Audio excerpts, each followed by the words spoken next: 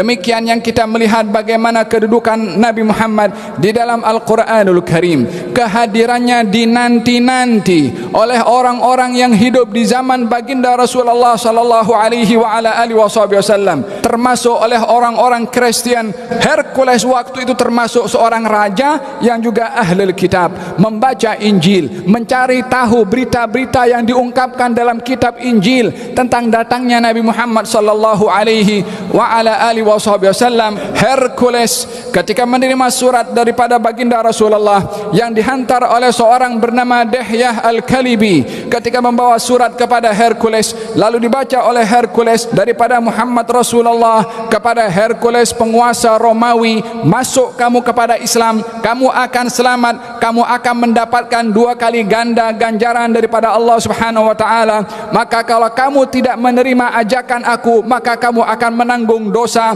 dan dosa-dosa pengikut kamu. Dalam surat Nabi sallallahu alaihi wa ala alihi wasallam.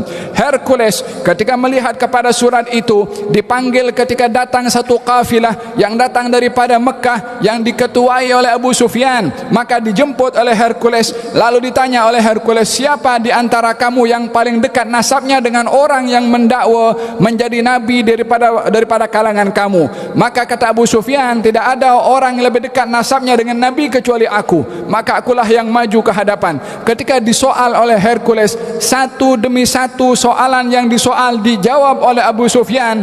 Kata Hercules mengatakan, kalau jawaban kamu itu betul, maka betullah dia adalah seorang nabi. Maka kata Hercules mengatakan, sesungguhnya aku sedang menanti, aku tahu akan ada nabi akhir zaman, aku tahu dia akan datang, tetapi aku tidak menyangka kalau itu daripada bangsa kamu. Kalau aku tahu dan yakin aku akan sampai kepada dia dengan selamat, maka aku akan pergi kepada dia dan akan beriman kepadanya. Akan tetapi dirinya menyadari bahwasanya tak akan selamat untuk sampai kepadanya karena khawatir akan dibunuh oleh bangsanya sendiri. Ini menunjukkan bagaimana nilai hidayah. Nabi dalam suratnya, kamu masuk Islam kamu selamat.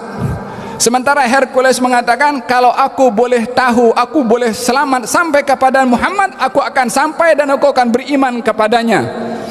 Kalau dia baca surah Nabi Muhammad masuk Islam, kamu akan selamat, maka dia akan selamat jumpa dengan Nabi sallallahu alaihi wasallam. Tapi hidayah, maka ini adalah innallaha yahdi man yasha, Allah akan memberi hidayah kepada siapa yang dikehendaki, wa yudhillu man yasha, dan menyesatkan kepada siapa yang dikehendaki oleh Allah Subhanahu wa taala. Kata Hercules mengatakan, kalau benar dia itu adalah seorang nabi dengan jawaban yang kamu berikan kepada saya, maka agamanya akan sampai kepada bumi yang saya pijak ini. Kata Hercules, dia pun tahu akan agama Nabi Muhammad akan sampai ke negeri Romawi yang ketika itu dikuasai oleh Hercules, dan memang benarlah agama Rasulullah sallallahu alaihi wa ala alihi wasallam sampai kepada Asyam, sampai kepada Persia, sampai kepada seluruh penjuru dunia sebagaimana dijanjikan oleh Allah Subhanahu wa taala, illa tansuruhu faqad nasarahullah. Dalam salat maghrib yang tadi membacakan, kalau kamu tak tolong ini nabi, Allah akan tolong kepada dia. Siapa yang rugi kalau tidak tolong kepada nabi?